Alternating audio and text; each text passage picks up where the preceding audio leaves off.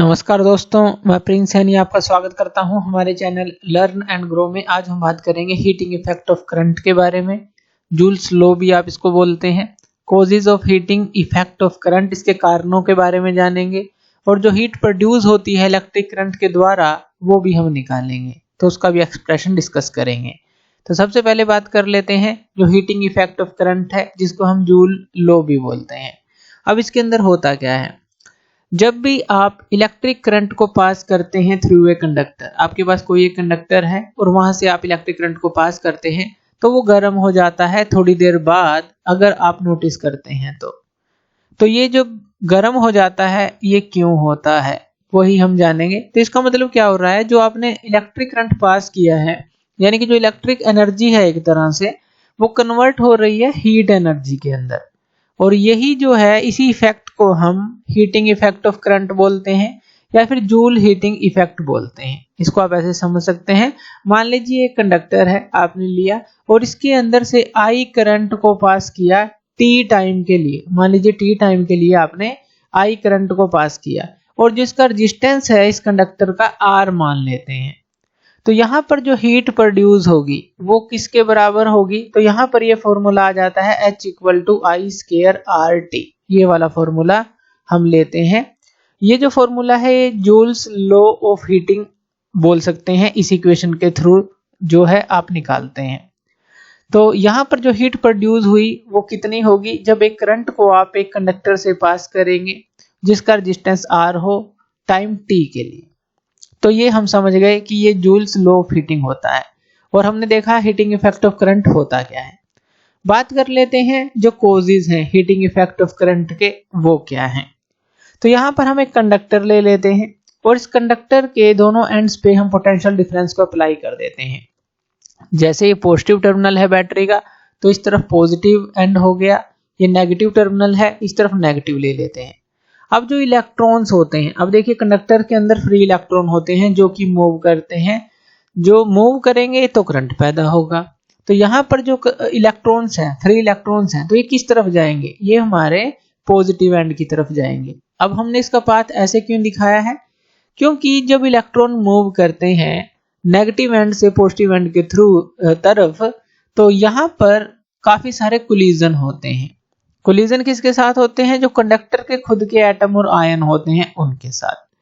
अब जब आप यहाँ पर पोटेंशियल डिफरेंस को अप्लाई करते हैं तो इलेक्ट्रॉन जो है एक डायरेक्शन के अंदर अलाइन होकर चलते हैं जिससे कि करंट प्रोड्यूस होता है। ये तो हम समझ गए।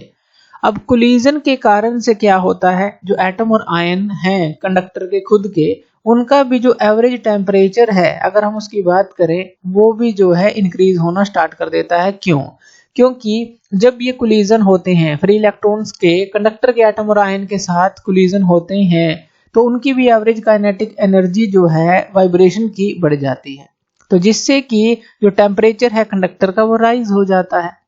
तो ये कारण होता है जो अगर हम देखें हीटिंग इफेक्ट जो है क्यों प्रोड्यूस होता है करंट के कारण, क्योंकि कोलिजन होता है। कोलिजन के कारण ये जो हमारा कंडक्टर है वो हीट होता है, और ये क्यों हुआ, क्योंकि इलेक्ट्रिक करंट जो है इस कंडक्टर से फ्लो हो रहा है। तो इस तरह से हम कह सकते हैं कि जो इलेक्ट्रिकल एनर्जी है अब हमने जो अप्लाई की है किसी भी बैटरी के थ्रू, तो ये इसके ऊपर भी डिपेंड करेगा। यानी कि ये जितनी स्ट्रॉन्ग होगी बैटरी और जितना इसका रेजिस्टेंस होगा तो उसी हिसाब से जो है यहाँ पर हीटिंग भी होगी। तो ये हमने कोज देखा कि हीटिंग इफेक्ट ऑफ करंट का कारण क्या है। अब बात कर लेते हैं जो हीट प्रोड्यूस होगी तो वो हम निकाल लेते हैं, heat produce by electric current.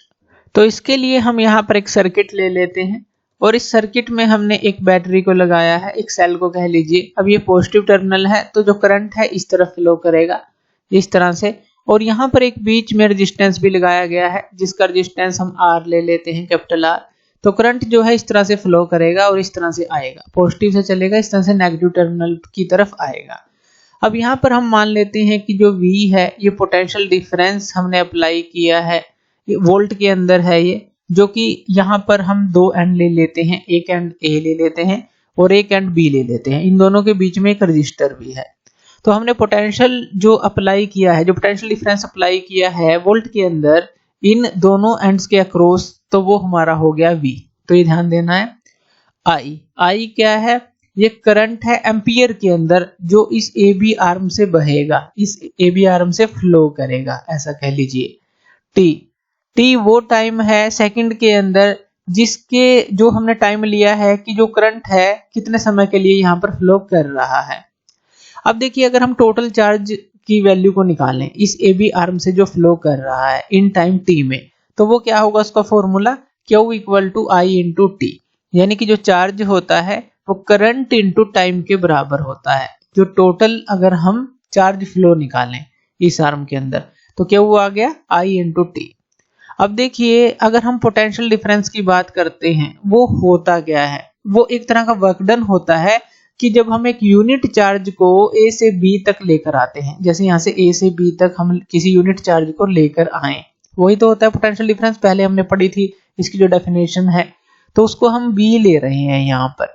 तो अगर टोटल वर्क डन की बात करें कि वो यूनिट पॉजिटिव चार्ज मान लीजिए क्यू है, उसको ए टू बी हम लेकर जाते हैं, तो वर्क डन क्या होगा, तो वर्क डन होता है हमारा v इंटू जो क्यू है, यानी कि वर्क डन क्या है कि जो आप यूनिट चार्ज जो है वो लेकर आए ए से बी तक, तो वो वर्क डन, तो v इंटू क्यू के बराबर ये हमारा होता है जो वर्क डन होता है। अब यहाँ पर जो क्यू है उसकी वैल्यू को पुट कर देते हैं, ये क्या है i इंटू टी है, यही है। v की वैल्यू क्या होती है, वो होती है i इंटू आर, तो ये भी फॉर्मूला हम पहले डिस्कस कर चुके हैं। तो ये हो गया आई इंटू आर, तो यहाँ पे ये क्या हो गया I square R into T, क्योंकि आई आर है तो I square R into T हो जाएगा।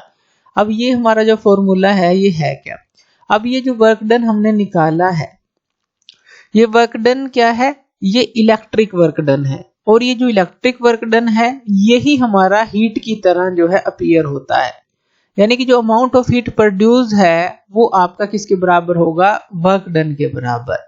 वर्क डन यानी कि आई स्केयर आर टी के बराबर, और ये किस में होता है, ये जूल में होता है, ये ध्यान रखना है, इसकी यूनिट जूल हम ले रहे हैं। कैलोरी में भी ले सकते हैं, अगर कैलोरी में आप लेंगे तो आप क्या करेंगे, इसको 4.18 से आप इसको डिवाइड कर देंगे, तो ये हमारा कैलोरी के अंदर हो जाएगा, ऐसे भी ले सकते हैं। तो यहाँ पर जो जूल्स लॉ ऑफ हीटिंग की बात करते हैं तो इससे क्या प्रूव हो जाता है, ये हमने जाना था कि आई स्क्वायर आर टी क्या है, एक तरह से जूल लॉ ऑफ हीटिंग की इक्वेशन है। अब यहाँ पर जब करंट फ्लो होता है किसी भी कंडक्टर से जिसका रेजिस्टेंस आर है, तो यहाँ पर हम देख सकते हैं कि वो जो डायरेक्टली प्रोपोर्शनल होता है वो किसके है, अगर हम बात करें जो एच है जो हीट प्रोड्यूस है वो किसके है, जो स्क्वायर ऑफ द करंट है जो कि इसके अंदर से फ्लो हो रहा है। अब इसी तरह से आर के जो है प्रोपोर्शनल है जो रेजिस्टेंस ऑफ द कंडक्टर है, और टाइम टी के प्रोपोर्शनल है जो टाइम जो जिस टाइम के लिए वो जो करंट है पास हो रहा है गिवन कंडक्टर से। तो इस तरह से जो आप कह सकते हैं कि ये इनके प्रोपोर्शनल होता है। तो इस तरह से हम इन तीनों टॉपिक्स को समझ सकते हैं। तो थैंक यू वीडियो देखने के लिए, और इसी तरह की वीडियोस के लिए आप हमारे चैनल लर्न एंड ग्रो पे हमें सब्सक्राइब कर सकते हैं। धन्यवाद।